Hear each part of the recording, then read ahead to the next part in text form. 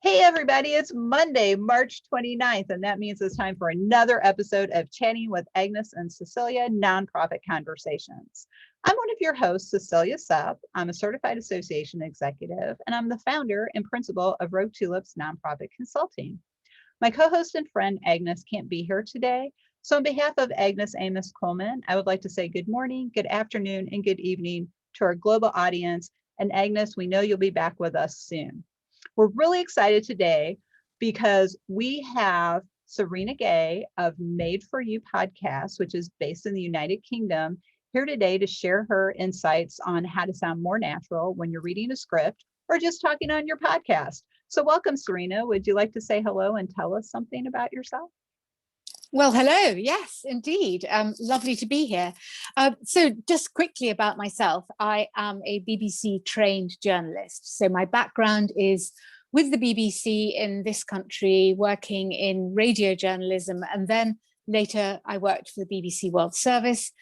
But the bulk of my broadcasting career was actually working in Germany, in Berlin, where my husband and I went to live after the wall fell. So we had a really interesting time there. Anyway, to cut a long story short, I decided a couple of years ago to combine family business acumen with my broadcasting skills to launch my own podcasting company, my own podcasting producing company, that is. Because in this country, in the UK, podcasts have only just kind of lumbered off the ground. We've only just got going. And I saw a gap in the market for people with the right skills to offer to companies and organizations to make their own podcasts for them. And so that's where I come from. That's my background, broadcasting and a little bit of family business as well. Oh, I love that. Well, and being in the United States, Serena, we love entrepreneurs and people who have their own businesses. So that's so great to hear. Because Rogue Tulips is that for me. It's my own business. I started it and I run it the best I can to help people. So this is great. Now, we originally had talked about just discussing sounding natural when you're reading a script or when you're on your podcast. But when you and I were talking before the show, you had so much great insights on podcasts and what makes them successful. So I think we should tie both of those things together. So why not? Let's start with what makes a successful podcast. What, in your opinion, makes a successful podcast? Well, I suppose numero uno in a successful podcast is the content. It's how engaging the content is, how much you're appealing to your niche audience by involving them in content that is really interesting to them. So I think that's the number one spot, is making sure that what you're talking about is really going to be interesting. B, I think you need to make sure that your audio quality is of a good standard. You don't want to subject people to listen to poorly recorded material. You want them to find the experience just a pleasure. So I would definitely put those two at the top of my what makes a successful podcast list. But I think also, to be honest, when you make a podcast, you need also to think really seriously about how you're going to market it, how you're going to get it out there. Because what makes it successful ultimately is how many people are listening to it, how many downloads it gets. So it's important to market it really well, to put it out there, to spread the message far and wide about your podcast. Of course, the people that are your fans that are listening to it or watching it, if it's a visual podcast, they will spread information about it by word of mouth. But it's down to you in the first instance to make a big noise about it and get it out there. So I suppose the three top points then for a successful podcast are content, audio quality, and promotions.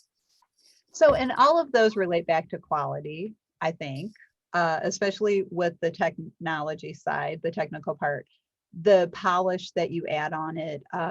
It's one of the reasons that when I say to people, if you want to have a chuckle, watch our very first episode on YouTube and then watch our most recent episode on YouTube, because the quality has increased dramatically.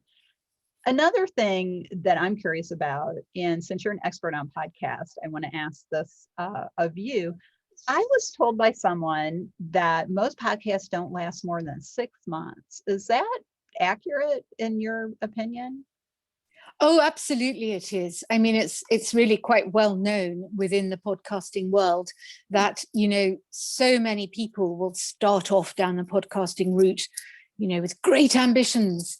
But after a while, their energy and enthusiasm wanes, probably because it does involve a degree of work.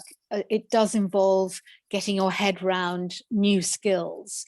And to be a success, you need to be consistent. So if you're going to get people listening to you, publishing once a month or once every 6 weeks, or maybe not even as consistently as that, is not going to win you a loyal following.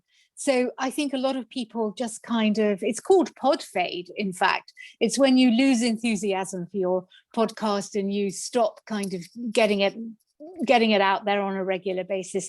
And that definitely happens. So there probably are only about 400,000 active podcasts. And by that, I mean people who are regularly producing podcasts on a consistent basis. There are lots more out there, but then they're not doing as well in terms of getting their podcasts out regularly. That's really interesting because we have been doing our podcast for 3 years now. And so when somebody told me they usually don't last past 6 months, I was like, I'm glad nobody told us that, because we just kept making a stronger commitment. And I really love that you touched on content and making sure it's for your audience, because that is our goal, is to provide information to the nonprofit community, no matter what part of the nonprofit community you're in. And as mentioned to you before the show, Serena, there seem to be a lot more podcasts coming up here in at least the nonprofit community. I see more and more consultants that are starting a podcast. I see more nonprofit organizations starting a podcast. A friend of mine has a podcast. She's also a consultant, and they're going from, I think, twice a month to every week now, or maybe they were doing once a month. So they're increasing their frequency, which feeds into what you said about you need to regularly and often. So if somebody's just starting out with podcast, what do you think should be their goal of how many times a month they should do it? Well, I've experimented over my podcast career, and I would honestly say I think you need to be doing it once a week to build up momentum, so that people start to work you into their routine. So, every Monday, I'm going to listen to Cecilia and Agnes, because I know that every Monday their podcast is going to arrive in my app or in my device. And people structure their weeks on a weekly basis, not on a bi-weekly or on a monthly basis. And you will really build up much more of a following much more quickly if you appear weekly. I mean, I've tried doing it on a fortnightly, 2-weekly basis, and I've tried doing it on a monthly basis. And really, it just doesn't get the buzz going. So that's my recommendation, is once a week for sure. Well, and I agree with that, because it's sort of like when you have a company or a nonprofit organization and you're doing a newsletter, you're probably going to do that newsletter once a week. You're not going to do your newsletter once a month. It's not like doing a magazine. Like, you might do a magazine once a month, but you're still doing it fairly frequently. And if you're out there listening to Serena give her advice about podcasts, I can share from my experience, you really do need to do it consistently, regularly. Have a regular day you do it. Make sure you promote it regularly. For example, we promote our show through a lot of social media channels. We also have it on our website. But another thing we do that you may not think of is, if you're taking a week off, do some social media that you're taking the week off. So people go, oh, they're not here this week, they'll miss you. And we just took last week off, and I sent out social media saying, we're taking the week off. Go back and look at our playlist. Go back and see our catalog. Of course, the other thing you could have done would have been to work double hard and get a second edition out that you could just have scheduled to run when you're going to take your holiday. And that is probably what I would do. But I do think that you can also do series of podcasts so that you can, maybe do a series of 6 or 10. At the end of that, you can turn to your audience and say, we're having a little break. We're going away for a short holiday. We'll be back. And we'll tell you when we're coming back. But I'm sure you don't mind if we have a break. So I think you can do that. And we do, you're absolutely right. We usually have at least 2 in the can, as they say, ready to go, and I need to post them. But somebody was supposed to be on our show for last week, and they got stuck somewhere and they just couldn't do it, and I had no other guest, and so I was just like, you know what, we'll just take the week off. And these things happen, of course they do. Yeah. It's one of the nightmares of podcasting, really, is when you're let down. Well, and Serena, though, they had such good advice. I want to bring it back to that. It's like why we just had something beyond everybody's control last week. So our guests couldn't control it. We couldn't control it. So it's fine. But we usually do follow your advice of have them in the can, ready to go. They're scheduled. We book guests out months in advance. Like we're booked out into June right now. Today's March 29th. We have guests booked through June, early June. Wow.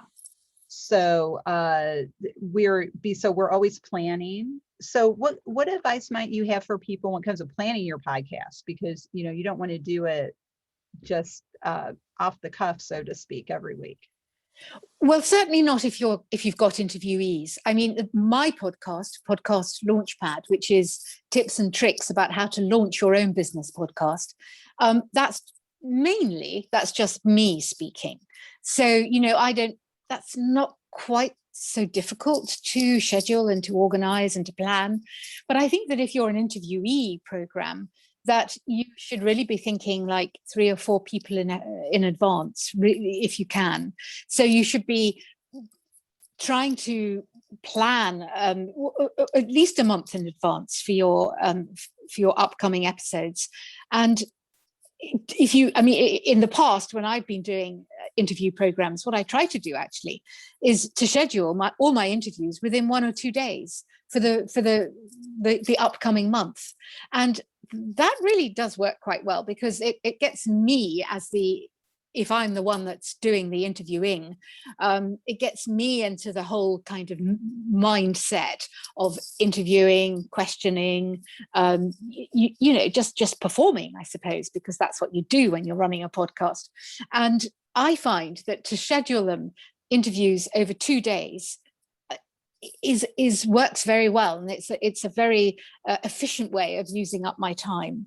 So batch production is really what we call it in the podcasting world. So that would be my recommendation. Line up your interviewees a good 4 weeks in advance and try to schedule them over 2 days so that you get it all in the can, all in one go. Wow, what a great idea. We usually try to do 1 or 2 at a time, but just because of the rest of our schedule. But that's a great idea. I think we're going to try that, Serena. That's a really wonderful tip. And believe it or not, 15 minutes goes a lot faster than you think it's going to. So we're coming to the end of our episode already. But one of the things I wanted to ask you to share some insights on was, how do you sound natural on a podcast when you're reading a script? Well, that is actually a really interesting point, because I think a lot of people have difficulty with that to begin with. There's this whole school of thought: should you script, or should you just talk from a detailed bullet list? But I'm of the school of thought that you should actually write out a script, not for an interview, because you can't script an interview, a conversation like we're having now. But if you're doing a solo podcast, I believe that you should script it, because that way you get the absolute best essence across of what you're trying to say. And I think the clue to delivering it as naturally as possible is preparation. So when you write your script, you should be thinking in terms of who you're speaking to. Maybe just picture one person in your mind, and then write out your script as if it were that conversation. So you're writing in a conversational way, not in a kind of formal way at all, because that's not how you would hold a conversation. So you write out your script in a conversational way. You prepare your voice, I think, prior to the recording phase. So you hydrate, you drink lots of water, you do a few breathing exercises so that your lungs are ready to go, and you do a few vocal cord exercises as well, so that your vocal cords are sort of, ready to sort of be used to their fullest. And that, I have a whole load of exercises that I use, but one of my favorites is blowing through, is singing a song actually through a straw, not so that the noise comes down through my nose, but so that I'm just making noise through a straw. Opera singers do this, and it is the most amazing exercise for your vocal cords. It really does. Oddly, it really relaxes them. And if you're doing a whole load of interviews across one day, or a whole load of recording across one day, you might need to do that for your vocal cords. So that's a really great tip. Honestly, do bear that one in mind next time you're having to perform over several hours. So preparation and mindset, really important. You're the expert, and as long as you know that about yourself, that confidence will express itself in your voice. And you want to come over as somebody who's in charge of the material. So you need to get yourself into that mindset that people want to listen to you. You've got something to give to them. You've got something to deliver. So set forth and be in control. And practice your script. Underline words that you want to stress as you read them. And then when you actually deliver, do it with a bit of energy. I don't really need to say that to Americans, because you're very energetic naturally as a people. Whenever you listen to an American sort of broadcasting, there's always a kind of natural sort of energy there, which is great. And smile, of course, because if you smile, that injects kind of warmth into your voice, and people will hear that. If they're not looking at you, they'll hear your smile. And relax, because with recorded material, if you make mistakes, you can cut it out. It really doesn't matter if you, I was going to use an Englishism to describe how you might mess up, but I think I've said it now. If you mess up, you can cut it out. So, you don't need to worry, do you? Because, you can just keep repeating it until you get it right. So those are my tips for sounding natural. Oh, that's right. Were you going to say bollocks by No.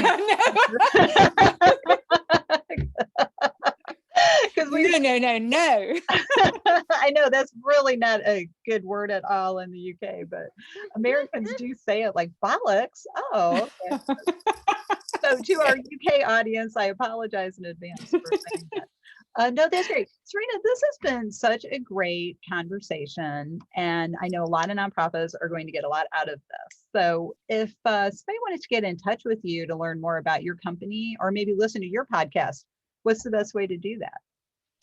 Well, you can always find my podcast. Podcast Launchpad is the 3 words you need to look for, on Apple, on Spotify, on any of the podcast apps that are out there.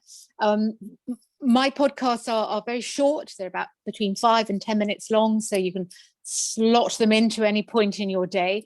But you can also, if you're a woman business owner, you can join my Facebook group for podcasting women, and it's called actually Podcasting Blueprint for Women Business Owners, and love to welcome new members anytime. And I do actually also have a free download that perhaps you will link to in your show notes, Cecilia, if you get a chance. It's a free download, which is really a basic guide to podcasting for business people.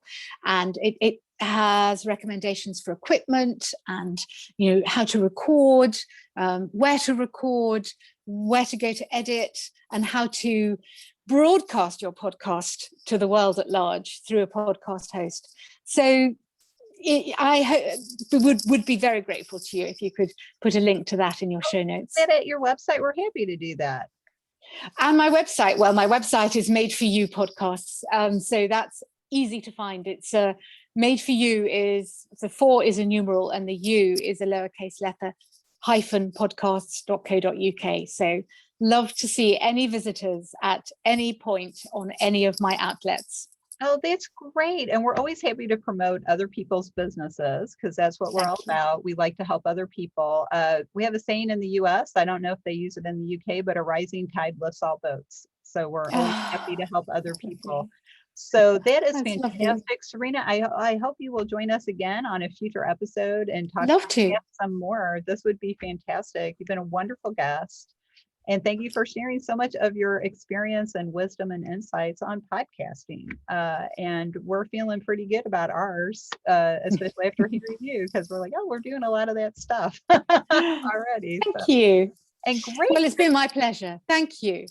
Thank you for joining us. And it's another example of what Agnes and I like to promote about we all have so much more in common than we don't. It doesn't matter what country we live in. We have so much in common and we're all communicating and talking and sharing ideas. So thank you again, Serena Gay of Made For You podcast. And she has been a lovely guest. And thank you again for joining us. And if you'd like to learn more about Rogue Tulips Nonprofit Consulting, you can visit us online at roguetulips.com. You can also listen to these video versions of our podcast via anchor.fm, Spotify, or Apple. They push it out to a lot of places. We also are supporters of the 501c League, which is a virtual membership organization for everyone in the nonprofit community and the people who love them. Check out the league at the 501cleague.net. The 501c League is a leader in ethics training for nonprofit professionals and in support for earning the CAE designation. So thanks again. We have to go rogue for now, but we will be back next week with another episode. See you then.